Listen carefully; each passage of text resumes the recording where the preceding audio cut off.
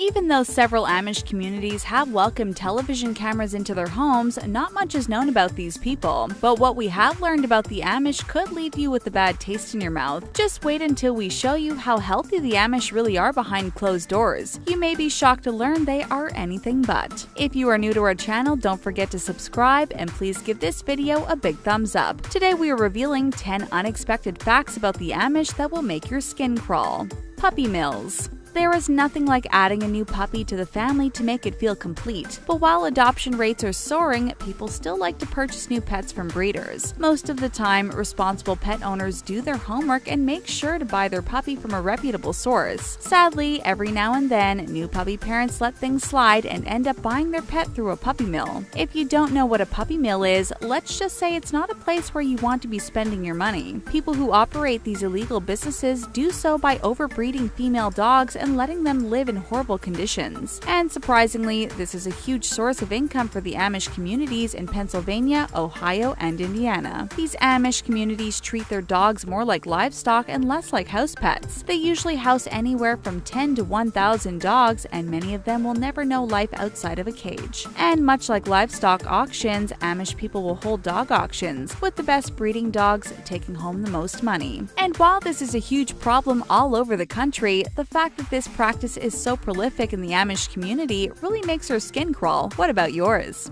Shunning. If you've ever gone through a grade school fight with a friend, there is a good chance you have experienced a shunning firsthand. It makes you feel isolated and alone, with nobody to confide in. So, needless to say, it's a horrible feeling, but that doesn't stop Amish people from doing the exact same thing to their friends and family. When someone breaks the rules of the Amish church, the community is forced to shun them as a form of punishment. There are many ways a person can be shunned. If the rule breaker attends a wedding, they must sit apart from the rest of the church members. They have to sit and eat alone, and they probably won't even be approached by anyone in the congregation. Remind anyone else of middle school? Not only that, but it could really hit home when a shunned person is low on money. Because they aren't allowed to interact with other people in the community, many times their businesses are hit hard. No one will buy or sell anything to a shunned person, which usually leaves them desperate for money. Thankfully, friends and family are allowed to give things like money and goods to someone who is shunned, but they aren't allowed to accept anything in return. All in all, it sounds like an intense form of punishment that no one would want to go through. Pollution. There is no question that pollution is bad. It can cause damage to entire ecosystems and populations. So you would think that responsible farmers would try to prevent it as much as possible. That just doesn't seem to be the case for the Amish citizens of Lancaster County, Pennsylvania. Because of their lack of technology and regulations, many Amish farmers have an old-fashioned approach to farming. And though they aren't polluting the airways with CO2 emissions, they still aren't necessarily environmentally friendly. In 2009, a group of federal agents tested the water surrounding Amish farms in Lancaster County, Pennsylvania. They shockingly discovered that 85% of the farms were guilty of environmental violations. Their drinking water tested positive for pathogens like E. coli and nitrates. What is worse is that most of the farms didn't have fences to keep their cows from relieving themselves in the county's waterways. That means the people outside the Amish community were affected as well. The population also caused dead zones, which wreaked havoc on native populations of crabs and fish. In 2010, it was reported that these farms were responsible for a majority of the 61 million pounds of manure produced by the county, which was the highest number of any county in the area. Thankfully, the government has stepped in, and this Amish community is starting to clean up its act. Beard cutting attacks. If you've ever seen an Amish person in real life or in pictures, you've probably noticed the men rock some pretty long beards. While beards may be mainstream these days, this isn't an attempt for the Amish to be hip. Having a beard for an Amish man is like a rite of passage. When an Amish boy gets married, he is then allowed to grow his beard to show that he is now a man. While this isn't really a strange fact, the fact that someone else cutting their beard off is considered a form of terrorism is. In 2011, a group of Amish men went on a beard cutting spree targeting a rival Amish community. Considering they are supposed to be pacifists, the whole thing was shocking to everyone. We can't even believe there are rival Amish communities, let alone that they lash out at each other. Since beards hold such symbolic importance to Amish people, this was considered a hate crime. In the end, over 16 people were charged for the beard cutting and nighttime raids that led to 5 people being attacked. This included the guilty party's Amish leader who orchestrated the whole thing but didn't carry anything out. As of 2016, he was is still serving a 10-year, 9-month sentence for his hand in these hate crimes. Patriarchy. We live in a time where traditional gender roles are thrown out the window. These days, men and women can basically do whatever they want, and more often than not, couples share household chores. More women have become the breadwinners of the family, and more men are becoming stay-at-home dads. Though this may have been socially unacceptable 50 years ago, it's totally normal these days. But one group of people who are still living in the past is the Amish. The people in this community subscribe to a more traditional way of living. Men in the Amish community are the breadwinners, and women must stay home and take care of the family. In fact, women are looked at as second-class citizens. They aren't allowed to make any important decisions, and they must put their husbands, children, and religion before themselves. These women aren't allowed to have jobs, even if it would help their struggling families. The Amish women must also be submissive to their husbands and obey their every command. They are, however, allowed to vote in important church elections, though they will never serve as leaders in their communities. And while these facts make it seem like Amish women aren't held in high regard, thankfully they are well respected in their communities. Because of this, they don't even have any issues with their position in their society. Won't join the military.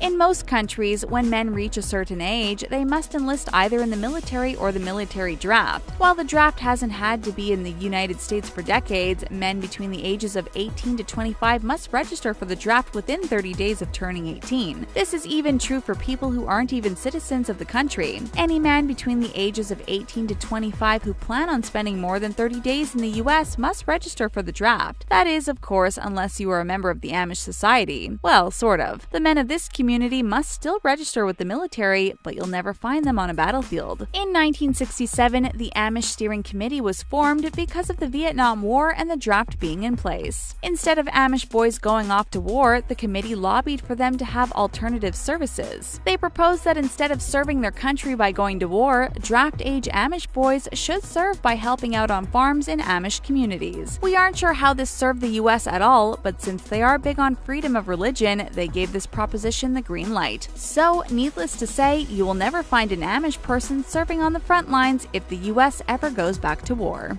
Crime cover-ups. While it isn't uncommon for Amish people to ask for assistance from the outside law, they do take care of many crimes themselves. This means that the number of unreported offenses in the Amish community is staggering. There is actually an epidemic of women and children being abused in the Amish community. And while this is unacceptable behavior, it more or less goes unreported to actual authorities. Instead, the community decides to deal with it themselves. When people find out about someone's misconduct, they swiftly shun them to teach them a lesson. For more serious crimes, they cut off all communication in the hopes that this cures the guilty person. But because they aren't actually serving time behind bars, in many cases, these criminals are repeat offenders. Sadly, this is something that the Amish community tries to keep covered up. But when and if a victim chooses to leave the church, they finally have the freedom to confess that they were a victim of abuse. This is the only way the outside authorities can get involved. Many times, victims who do alert the police are looked down upon. They are blamed for disrupting the life of their predator because the community already feels the person has been punished. Because of this, many victims of abuse in the Amish community never tell anyone.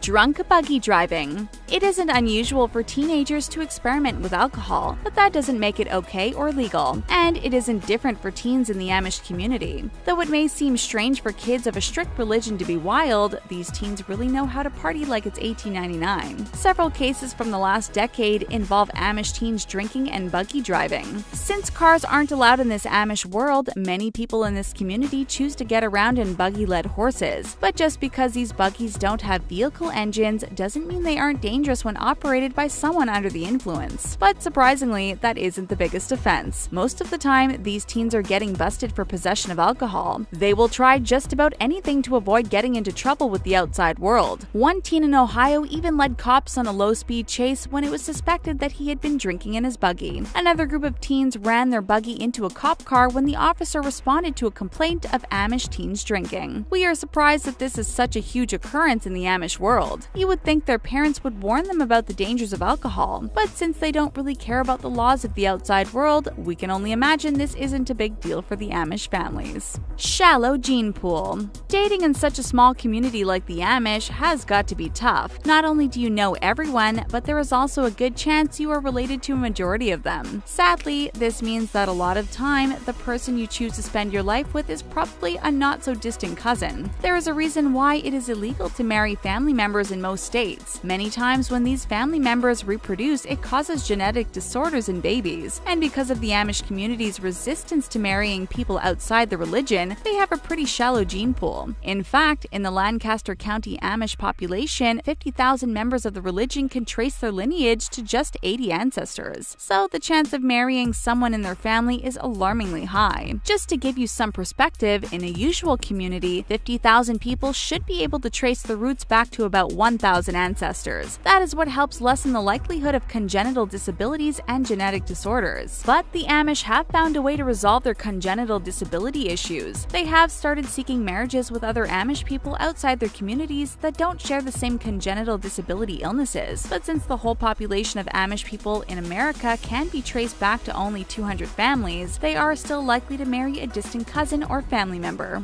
They aren't as fit as you'd think. You would think that a population of people who spend their days working hard and being active would be fit. Well, while a report came out explaining that is exactly the reason why Amish people don't share the same obesity rates as the rest of the US, that may not actually be the case. This is because the land that Amish people live on is starting to get expensive. Many of the men can no longer afford to just be farmers, and some of them are taking up factory jobs outside of their community. This means they are no longer getting the exercise that once kept them so lean. And it is an uncommon for women in the Amish community to be overweight. Because they don't have regular jobs, they often don't get the exercise required to stay trim. Now, there is nothing wrong with having a little cushion. It is something new for the Amish of America. And their diets don't help their waistlines either. The typical Amish diet consists of highly processed foods, fat, and low whole grains. Plus, they aren't likely to consume raw fruits and vegetables. This contributes to the staggering amount of heart disease in the Amish population. And if you ever saw an episode of Amish Mafia and one of its stars married Troyer, then you have probably seen the results of an Amish diet gone awry. Sadly, this ex-Amish reality star has tried her fair share of diets to drop the weight. She claims the only way to get back to a healthier size would be to have weight loss surgery. We just hope it is for her own well-being and not for the pressures of society.